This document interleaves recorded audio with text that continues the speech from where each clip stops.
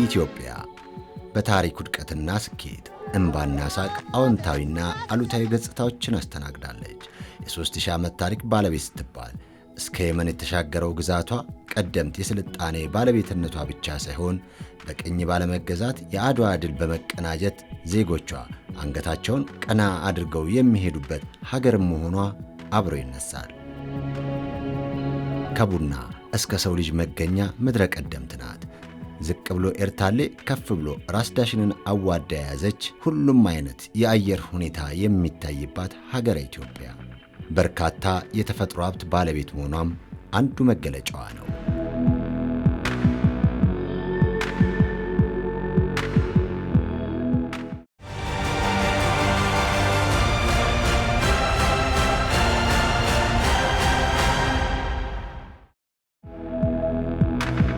ሁለት ገጽታዎች ነው ያለው የኢትዮጵያ ታሪክ።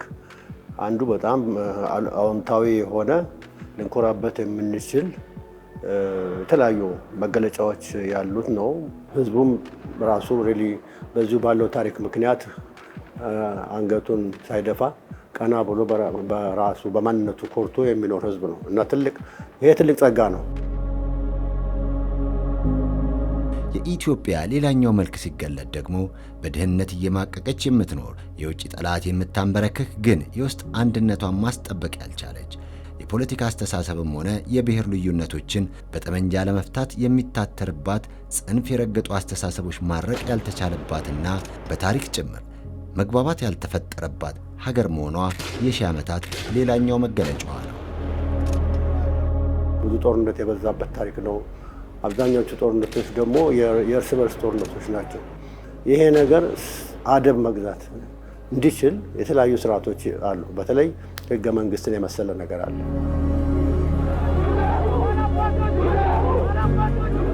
በታሪክ ውስጥ የታዩት የእርስ በርስ ጦርነቶች ሁሉ መነሻቸው አንድ ነገር ነበር። የተሻለ የመንግስት ስርዓት ይበጅ፣ ጠንካራ ህግ ይዘርጋ የሚል ቅን ሐሳብ። ነገር ግን ባለመደማመጥ ይህ መልካም ፍላጎት ሁሉ ወደ ጥፋት አዙሪት ሲቀየር ከርመዋል። የዘመናት ልዩነቶች የግጭትና ያለመግባባት አውዶቹ ቢለያዩም ሊፈቱ የተሞከረበት መንገድ ግን እጅጉን ተመሳሳይነት ያለው የጦር መማዘዝ ልማድ ነበር። መንግስት በስርዓት ይተዳደር፣ ነጋዴው በስርዓት ይተዳደር፣ ይቀረጥ፣ በየቦታው ይቀረጥ የመሳሰሉት ነገሮች እና የመንግስት ስልጣን ይገደብ የሚሉ እንትኖች ነበሩ። ይህችን ሀገር ለብዙ ጊዜ ነፃም ቆይታ ጠብቃ ስለቆየች ይህንን የማይፈልጉ ሀገሮች ነበሩ። ስለዚህ ከዛ አኳያ በነበረው ሁኔታ የኤርትራ ከኢትዮጵያ በፌዴሬሽን መዋሃድ ተጨፍልቆ ወደ ኢትዮጵያ መግባቱ ድጋፍ በመስጠት የነበሩን አማጽያን ወደ ጦርነት እንዲሄዱ የተደረገበት ሁኔታ አለ።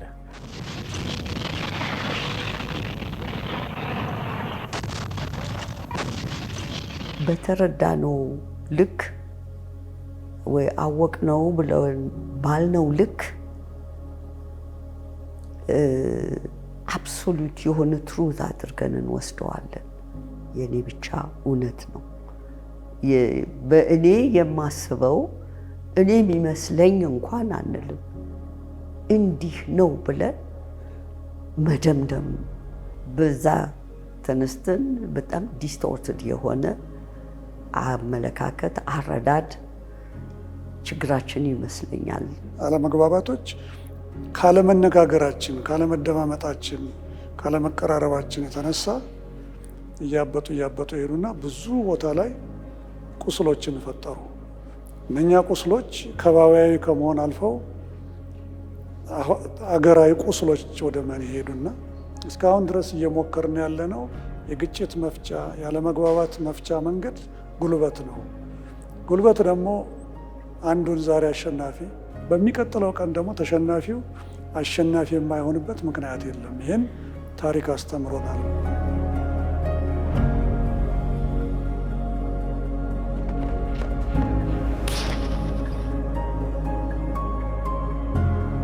የተማሩ ሰዎች ህዝብ ይሄ ይጠቅማል ብሎ ቢያስተምሩት በበጎነት ወደፊት እንሄዳለን። ነገር ግን ብዙ ጊዜ እንደታየው በሁለት ህዝቦች መካከል ወይ ደግሞ የተወሰነ ግሩፖች መካከል የሚከሰቱት አለመግባባቶች ወደ ራሳቸው ወስዶ የህዝብን ኦፒኒየን ወደ ተሳሳተ አቅጣጫ የሚወስዱበት ጊዜ ብዙ አይተናል። አገራችን የግጭት መድረክ ወይንም የግጭት መሬት ከሆነች ሰንብታለች። ግጭቱ እችን የመሰለች ተፈጥሮ ያደላትን ሀገራችንን ማልማት ስንችል በሀገራችን ሰርተንና ተምረን መለወጥ ስንችል ብዙዎቻችን ስደተኛ አድርጎናል። የረጅም ዓመታት የንጉሳዊ ሥርዓት አስተዳደሯ ከውጭ ለሚመጡ ወረራዎች አንድነት አሳይቶ በደማቅ ቀለም ታሪክን ያስቀመጠ ቢሆንም ከዛ መልስ ያለው ታሪክ ሲቃኝ መከራዋን አብዝቶ የሚያሳይ ነው። ለግጭቶች መነሻ ከነበሩት ውስጥ ሲታወስ በጫና የተዘጋጀውና የንጉሱን ስልጣን የሚያስጠብቀው የ1923ቱ የኢትዮጵያ ሕገ መንግሥትም ሆነ የ1953ቱ ማሻሻያ ተጠቃሽ ነው።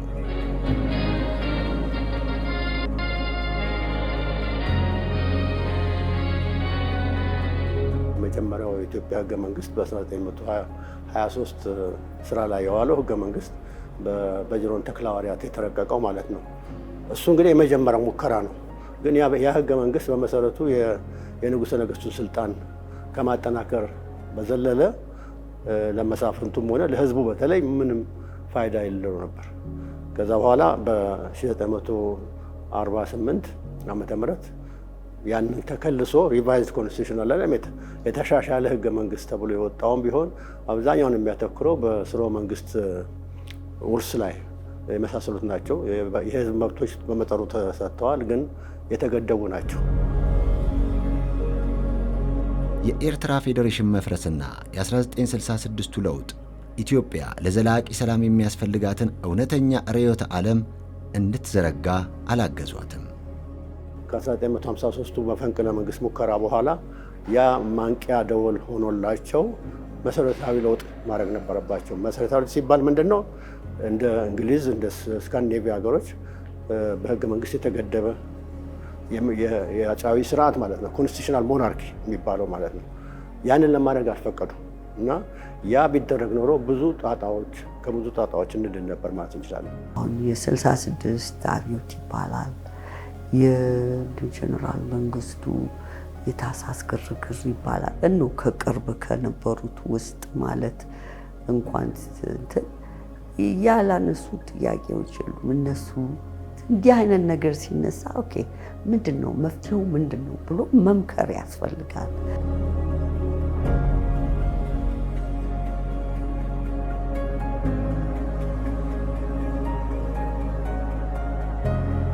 በዘውዳዊ አገዛዝ የነበሩ አለመግባባቶችም ሆኑ የልዩነት ሐሳቦች ወደ ጎንም ወደ ላይም ሽኩቻን ያጸና ግጭቶችን የወለደ ከመሆኑም በላይ የመፍቻው ቁልፍ ከምክክር ይልቅ ጠመንጃ ሆኖ ቆይቷል። ይህም የሶሻሊዝም ስርዓት በነፍጥ ወደፊት እንዲመጣ ያለፉትን መቅጣት ያሉትንም መቆንጠጥ ላይ ተመስርቶ መግዛት እንዲመርጥ አድርጎታል። ኢትዮጵያ ትቅደም የሚለውን ዓላማ የመቃወም አድማ የሚያደርግ ስራ የሚያቆም ያለ ፈቃድ ሰላማዊ ሰልፍና ስብሰባ የማድረግ በጠቅላላው የህዝቡን ጸጥታና ሰላም የሚነሳ ተግባር መፈጸም ክልክል ነው። ችግሩን ከፍ ያደረገው ዜጎች ከመንግስት ብቻ ሳይሆን ከተቃዋሚ ጭምር የሚደርስባቸው ስቃይ ቀላል የሚባል አለመሆኑ ነው። አርነት በሚል ስም በጠመንጃ ስልጣን መያዝ የሚለውን የነ ቬትናምና መሰል ሀገራት ተሞክሮ በሀገር ቤት ተግባራዊ ለማድረግ የተደረጉ ጥረቶች የሀገሪቱን አለመረጋጋት አባባሱት።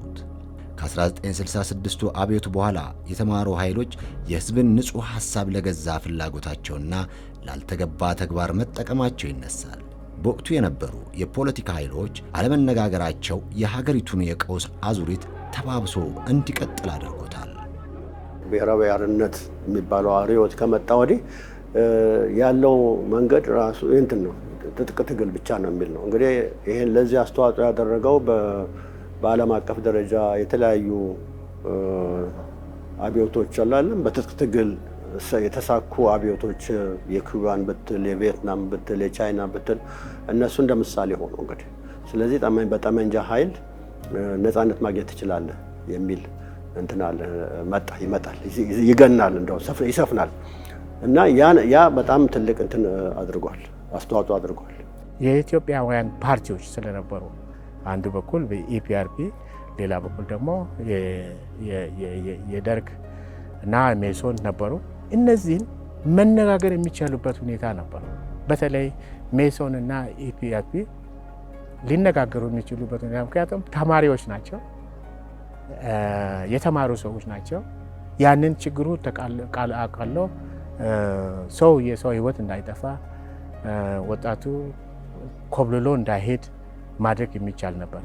ይሄ አልተቻለም፣ አልተደረገም።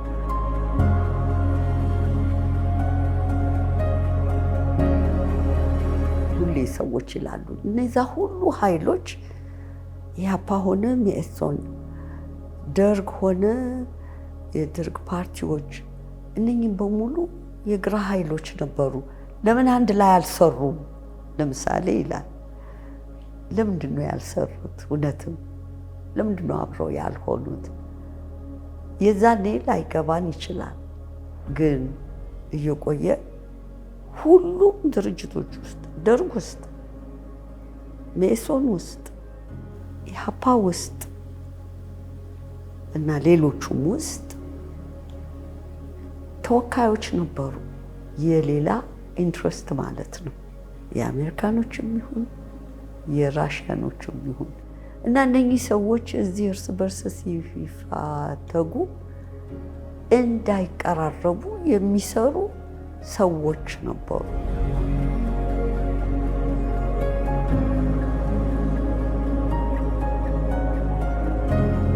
ከመሳፍንቱ ጀምሮ የኢትዮጵያ ስልጣን በጥይት ነው። ምክክር የለም። ማአት ጄኔሬሽን አለቀ በደርግ ጊዜ። ከዛ ደግሞ ትንሽ ደርግ ቆያለው ስል የሶማሌ ጦርነት ተከፈተ። በሙሉ ውጊያ ነው። እንደገና በዚህ ውስጥ ደግሞ ለሶማሌም የሚረዱ ስልጣን የሚፈልጉ ሰዎች ተነሱ። የኤርትራ ጦርነት 40 ምናምን ዓመት ፈጀ። 17 ዓመት ወያኔና ኤርትራ ጋር ውጊያ ነበር። በምንም ለእድገትና ለኢትዮጵያ አንድነት ትኩረት የተሰጠበት ጊዜ የለም። በወያኔ ጊዜም እንደምታውቀው በጦርነት ነው ወያኔ ስልጣን የያዙ። ችግሮቻችን በምክክር ለማድረግ የተደረጉ ጥረቶች በቂ አልነበሩ። በኃይለሥላሴ ጊዜም በደርግ ጊዜም በኢህአዴግ ጊዜም አልነበሩም። የመወያያ መድረክ አለመመቻቸቱ፣ ወደ ምክክር ለመምጣት የሚያስችሉ ግፊቶች አለመኖራቸውና ነፍጥ ብቻ የችግር መፍትሄ አድርጎ መወሰዱ ተቃዋሚው ከተቃዋሚ፣ የመንግስት አካል ከመንግስት አካል እንዲሁም መንግስትና ተቃዋሚ በሚፈጥሩት ግጭቶች ሀገሪቱን በደም ጎርፍ እንድትታጠብ አድርጓት አልፏል። ኢትዮጵያ እንዲህ ባሉ የጥፋት ሰንሰለቶች ተቆልፋ ስትኖር በውስጧ እሳት የሚያጠፉ ደም የሚያደርቁ ታላላቅ የጥበብ ምንጮችም ነበሯት። በኦሮሞ ሕዝብ ዘንድ ትልቅ ቦታ የሚሰጠው ገዳና በውስጡ የያዘው በርካታ የአንድነትና የእርቅ ሀገር በቀል ስርዓቶች፣ ሳር በጥሶ ጥላቻን አርቆ መግባባትና ፍቅር መስጠትን የሚችለው የጋሞ ብሔረሰብ ድቡሻ የእርቅ ስርዓት፣ የሲዳማ ሕዝብ እንደ ማህበረሰብና እንደ ትውልድ ለዘመናት ጠብቆትና ተንከባክቦት ያቆየው ከባህላዊ የግጭት አፈታት ዘዴዎች ውስጥ የሚጠቀሰው አፊኒ ከብዙዎቹ ጥቂቶቹ ናቸው። ከኢትዮጵያ አልፎ ተጨማሪ ሁለት ሀገራትን የሚያስተሳስረው የአፋር ሕዝብ ባህላዊ የዳኝነትና እርቅ ስርዓት መዳአ ሌላው የኢትዮጵያ ምልክት ነው። ይህ ስርዓት በኤርትራና ጅቡቲ የሚገኙ የአፋር ሕዝብ ጭምር የሚመራበት ሲሆን ከጎሳ ውጭ የሚኖሩ ሰዎችንም ታሳቢ ያደረገ የእርቅና የዳኝነት ስርዓት ነው። የአፋር ባህላዊ ሕግ መርሁ በማህበረሰቡ ቋንቋ ያቴ ያ ባህዲንታ የሚል መርህ አለው። ይሄ ማለት ብሎ አዳምጦ መረዳት የሚችል እና ተናግሮ ማስረዳት የሚችል ሁሉ ችግሮቹን በንግግር ይፍታ መፍታት አለበት የሚል ነው መርሁ።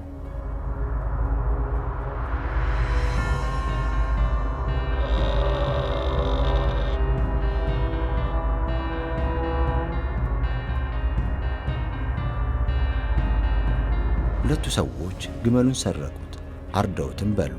በአፋር ግመል የሀብት መመኪያ ነውና የግመሎቹ ባለቤት ሌቦቹ ሰርቀው አርደው ሲበሉበት ቁጣው ሰማይ ነካ።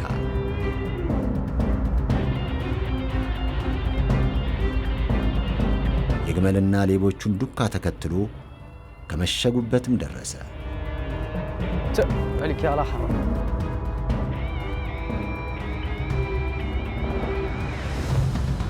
ለዚህም ነው የጎሳ ጓዶቹን አስተባብሮ ደም ለመመለስ የተነሳው። የግመሉ ደም የሰው ደም ሊያፈስ፣ የአንድ ጎሳ ቁጣ የሌላውን ጎሳ ህልውና ሊውጥ ሰይፍ ተመዘዘ። እሳቱ ሊስፋፋ የደም አዙሪቱም ተጀመረ። ገራአተታ አማማ አማ ይሄረዳ ይሄረዳ ገራአዩ ይብላ ማከለማ ይብላ ሶሪሻ ይብላ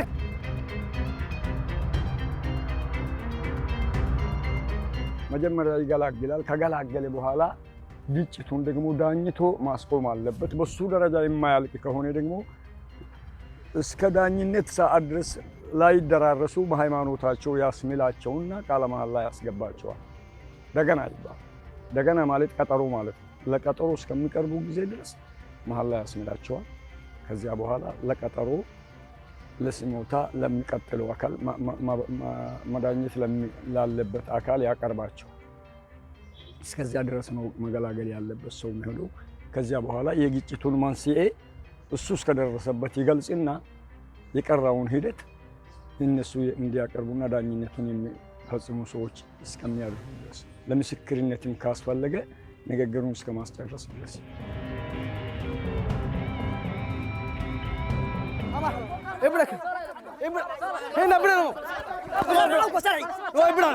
የተበዳይና በዳይ ቡድኖች የጦር አውድማ ላይ የጥበብ ሰዎች ደረሱ። የመዳአ ሽማግሌዎች ጣልቃ ገቡ። ደም ሳይፈስ ቂም ሳይቋጥር የጠቆረው ልብ በሽማግሌዎች ጥበብ ነጻ። ግጭቱ በንግግር ተቋጨ።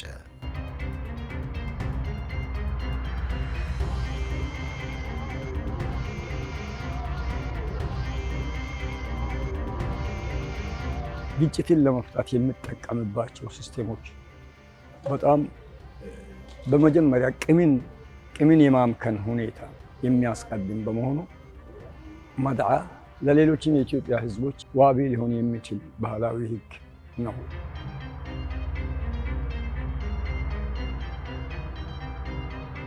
በመድዓ ሥርዓት ሽማግሌዎች ጣልቃ ገብተው እርቅ አወረዱ።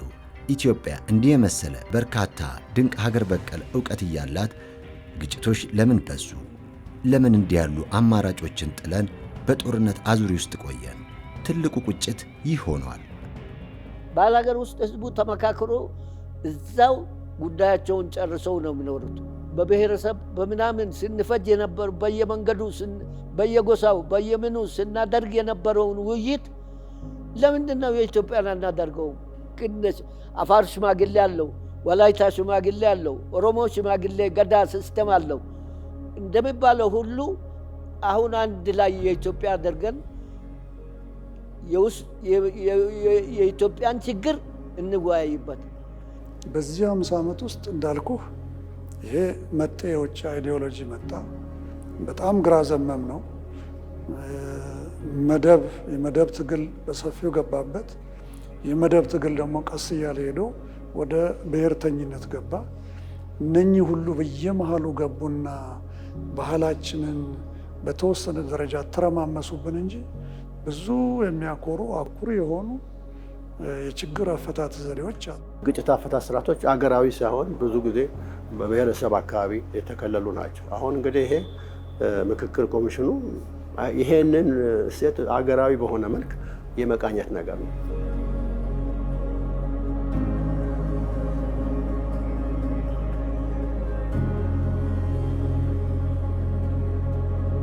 ያለንን ባለመጠቀም የነበረንን በማጣት ላይ ያለን ህዝቦች አለመግባባትን ለመፍታት የመረጥነው የጦር አውርድ መንገድን ነው። ይህ ሀገሪቱንና ህዝቦቿን ዋጋ አስከፍሏል። ኢትዮጵያውያን ሲመካከሩ ምን ያህል ብርቱ እንደነበሩ ታሪክ ምስክር ነው።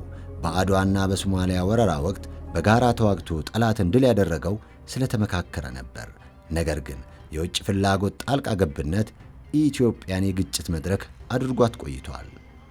ጠላትን አንድ ሆነን የምንዋጋ ሰዎች፣ ሶማሌን አንድ ሆነን ተዋጋን።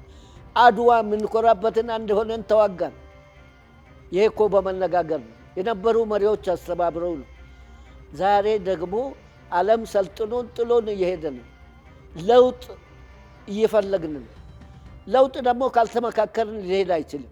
ከታሪካዊ እሴቶቿ አንጻር፣ ከህዝቧ ብዛት አንጻር፣ ካላት የተፈጥሮ ሀብት አንጻር ኢትዮጵያ በዓለም ደረጃ ትልቅ ሀገር መሆን ነበረባት።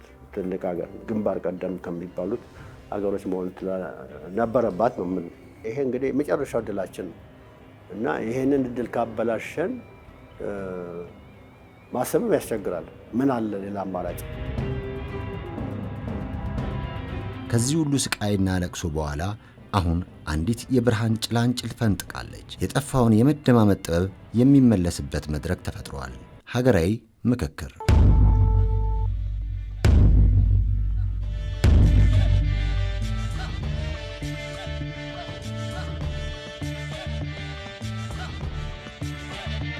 ይህ ምክክር መጀመሩ ቢዘገይም ያረፈደ አማራጭ የሌለው መፍትሄ ሆኗል።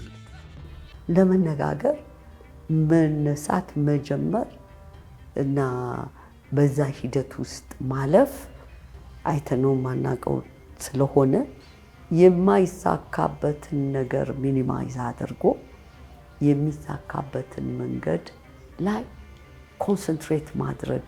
ሀገራችን ስትለማ በጋራ ደስ ያሰኘናል፣ ያኮራናል። ሀገራችን ደግሞ ስትደማ በጋራ ህመሟ ይሰማናል። ምንም እንኳን ውጭ ብንኖርም ቋንቋችንን የመጣንበትን ብሔር የባህል እሴቶቻችንን ጠብቀን ግን አንድ በሚያደርጉን ጉዳዮች ላይ ወደ አንድነት እንድንመጣ የምናደርገው ምክክር 100 ዓመት በጦርነት በተለያየ ግጭት ላሳለፈች ለሀገራችን ለኢትዮጵያ ትልቅ ተስፋ ነው። በመነጋገር እኮ አብረው መቀራረብ ይመጣል። የከለን ቁስል እናውቀዋለን፣ ያንተ ወይ ደግሞ ይሰማህን ታውቀዋለህ፣ ግን ነገር ግን የከሌ ቁስል ታውቀዋለህ። ስለዚህ ያሉትን ቁርሾዎችን ለብዙ ዓመት የተከማቹን ቢሆኑ ነገር ግን በጠረጴዛ ዙሪያ ካደረገ በመደማመጥ ከተነጋገር በምንም አይነት የማይቃለልበት ሁኔታ የለም።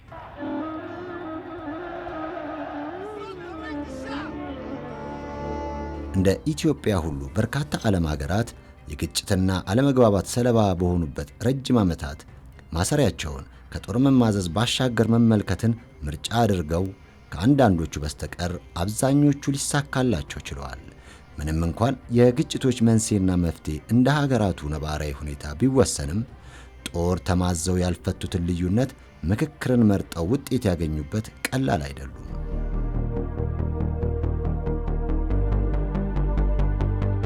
በ1989 የኮሚኒዝም መፈራረስ ያስከተለው ቀውስ በምስራቅና በመካከለኛው አውሮፓ መንኮታኮትን በማስከተሉ ሀገራቱን በተደጋጋሚ ለምክክር እንዲቀመጡ አድርጓቸዋል። በደቡብ አሜሪካ ውስጥ አሳታፊ አስተዳደርን ለመመስረትና ልማትን ለማጠናከር መግባባት ላይ የተመሰረቱ የሕገ መንግሥት አወጣት ሂደቶችን በተከተሉበት ወቅት የሀገራዊ ምክክር ሂደትን በስፋት መጠቀማቸው በታሪክ ተከትበዋል።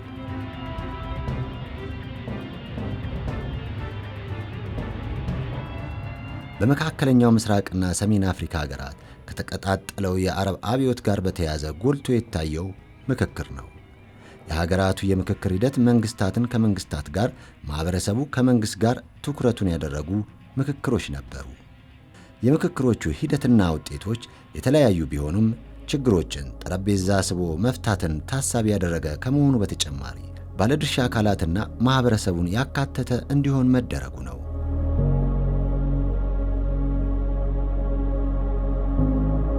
ኢትዮጵያ የረጅሙን የሺህ ዓመታት ታሪኳ በተለያዩ የግጭት አውድ ውስጥ ብታሳልፍም የመመካከር መድረክ መፍጠር ተስኗታል።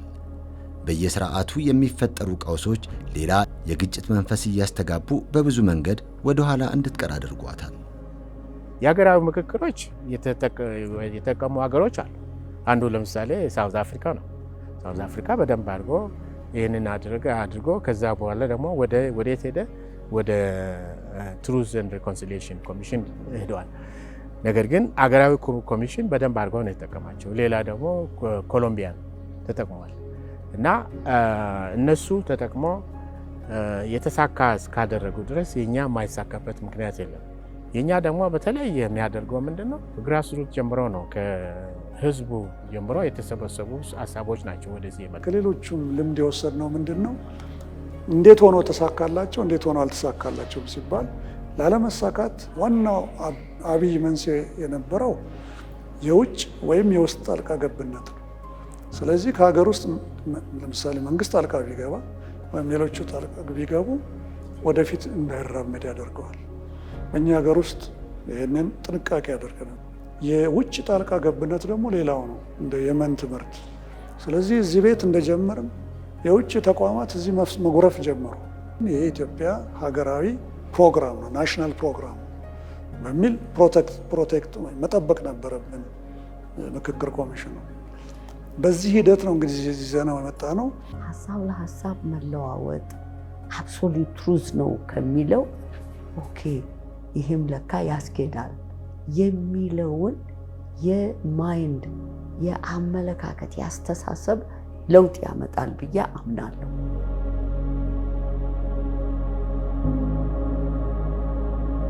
ሀገራዊ ምክክሩ ከተጀመረ አንስቶ በሀገር ውስጥና በውጭ የተካሄዱ አጀንዳ ማሰባሰቦች ተስፋ ሰጪ ሆነዋል። ትናንት የጠፋው ጥፋት ዛሬ ለመታረቅ ሰበብ ሊሆን እንደሚችል አመላካች ሆነዋል። ሁሉንም የህብረተሰብ ክፍል ታሳቢ ያደረገ አካታች የምክክር ሂደት መታየቱ የበለጠ ቅቡልነቱን እየጎለበተ እንዲመጣ አድርጎታል። ከሀገር ርቀን ብንኖርም ዲያስፖራው ለሀገር በአንድም ይሁን በሌላ መልኩ ጠቃሚ ነው። ስለዚህ ውጭ ያለነውን ዲያስፖራዎችን ያገባችኋል፣ ኢትዮጵያ ለእናንተም ሀገራችሁ ናት፣ በኢትዮጵያ እኩል መብት አላችሁ፣ ሀሳብ መስጠት ትችላላችሁ፣ ከቻላችሁ ደግሞ መምረጥም ትችላላችሁ ብሎ ስለሰጠን እድል ሪሊ ቅድም መናገር እንደሞከርኩት ሳናደንቅ እና ሳናመሰግን አናልፍም። ቤተኝነት ተሰምቶናል። ኢትዮጵያ ውስጥ ሆኖ የተነሱ አጀንዳዎች ውጭ ያሉትን በተለምዶ ዲያስፖራ የሚባሉትን ሁሉ የሚያካትት ነው። ውጭ ሄደንን እንደዚሁ አጀንዳዎችን ስንሰበስብ ውጭ ያሉ ኢትዮጵያውያን ያቀረቧቸው አጀንዳዎች በሙሉ ሀገራቸው ውስጥ ስላሉ ነው እና ግን መሬት ላይ ያለው አጀንዳ በሚገርም ሁኔታ በህዝቦቻችን ተነስተዋል። መመካከር በኮሚሽኑ ደረጃ ብቻ ሳይሆን በቢሮም፣ በቤትም፣ በመስሪያ ቤትም፣ በኮሚኒቲም መምከር እንደ ባህል ሊወሰድ የሚችልበት ሁኔታ ያለ ይመስለኛል።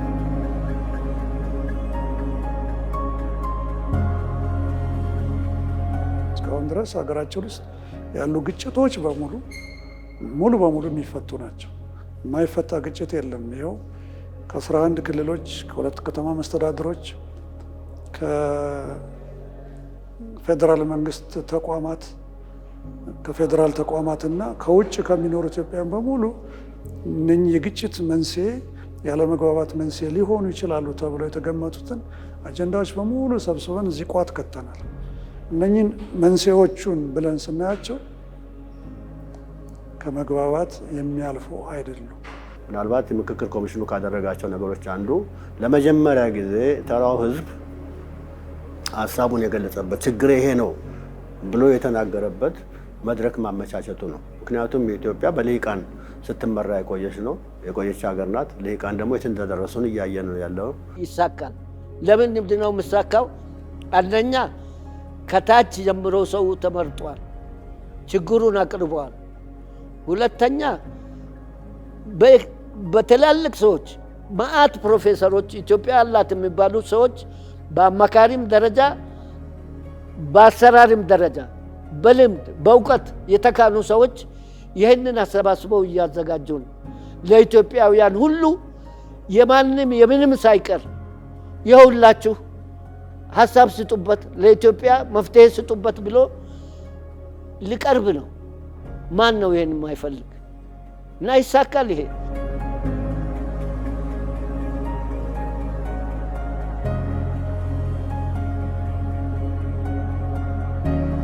የታሪክ ቁስሎች የሚሻሩት በጠመንጃ ሳይሆን በቃላት ስፌት ነው።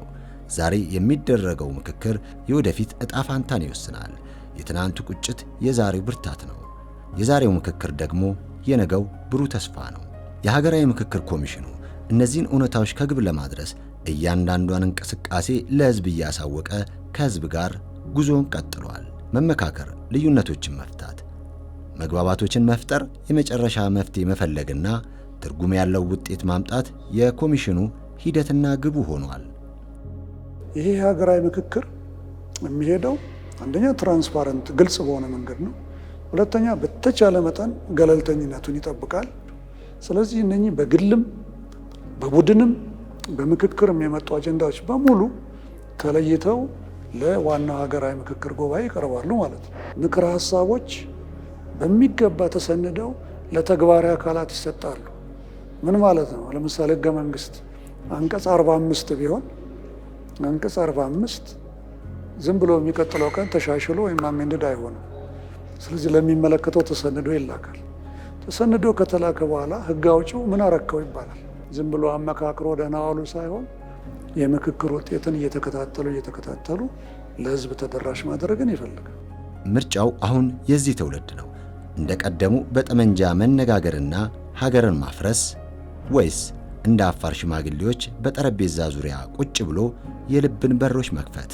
ስለዚህ ሀገር ውስጥም ያሉ ውጭ ሀገርም ያሉ ልሂቃን ወይም ምሁራን ይህንን የበለጠ ቢያበረታቱት፣ ለምሳሌ በውጭ የሚኖሩ ልሂቃን በሚኖሩባቸው ሀገሮች ዲሞክራሲ እንዴት እንደሚሰራ ከኛ የተሻለ ያውቃሉ። ያንን ዲሞክራሲ ወደ ኢትዮጵያ ባያመጡት ለዛ ሀሁ የሆኑትን ነገሮች ወደ ኢትዮጵያቸው ወደ ሀገራቸው በትውልድ ወደ ማንነታቸው ሀገር ቢልኩልን በሚገባ ልንጠቀምበት እንችላለን ብዬ አምናለሁ።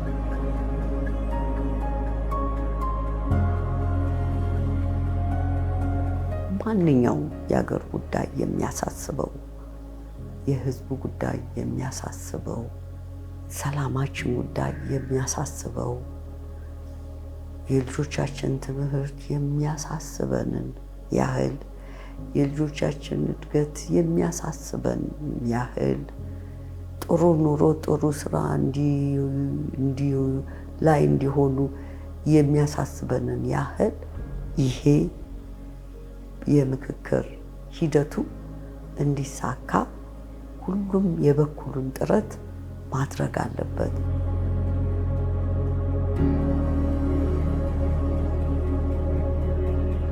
ጠላት ከኛ በላይ እያሰበ ነው።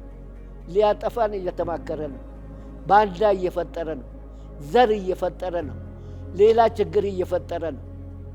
በየደካማ ጎናችን እየገባ እየከፋፈለን ነው። ለራሳችን ህይወት ለእያንዳንዳ ለብሔር ብሔረሰብም ለኢትዮጵያም ጭምር ለትልቋ ኢትዮጵያ እንድትኖር ኢትዮጵያ ልጆች አላት። እስካሁን አንድነቷን ጠብቋል። ግን የተጠበቀው አንድነት ካልተማከርን በቂም በዘር በምናምን ተካፍለን ሌላ ያለብንን ችግር ሳንወያይ ለኢትዮጵያ ብለን የኢትዮጵያን ችግር አድርገን ካልተመካከል አደጋ ውስጥ ነው ያለን። ኔጌቲቭ ኤነርጂ ግለሰቡንም ማህበረሰብንም አገርንም ዳሜጅ ያደርጋል። ስለዚህ ፖዚቲቭ ኤነርጂያችንን ብንጠቀም ኦፕቲሚስቲክ ብንሆን ባሉን ሶሻል ሚዲያ አማራጮች በቲክታክ ሊሆን ይችላል፣ በዩቲዩብ የሀገርን ገጽታ የሚያበላሽ ነገር ከምንሰራ የሀገርን ገጽታ የሚያስተዋውቅ ስራ ብንሰራ መልካም ነው እላለሁ። አዎ ይህ ምክክር ይሳካል። ከተሳካ በኋላም ኢትዮጵያ ፊቷን ሙሉ ለሙሉ ወደ ልማት ታዞራለች፣ ድህነትን ታሸንፋለች፣ የባከኑ እድሎች ሁሉ ይካሳሉ። ያሉትን ቁርሾች ያሉትን ግጭቶች ቆሞ ሀገራችን ሰላም ሆኖ ትኩረቷ ወደ ልማት የሚሄድበት ሁኔታ ይፈጠራል የሚል እምነት አለኝ። ሀገራዊ ምክክር ኮሚሽኑ እንዳለመው ግብ ይመታ ብዙ ዲያስፖራዎች ብዙ ውጭ ሀገር የሚኖሩ ኢትዮጵያውያን ወደ ሀገራቸው ገንዘባቸውን እውቀታቸውን ይዘው መጥተው ስራ ፈጣሪ እንደሚሆኑ ሙሉ እምነት አለኝ። አዲስ የታሪክ ምዕራፍ የሚጻፍበት ቀን ሩቅ አይደለም። ይህም በልብ ስፌቶች ይወሰናል።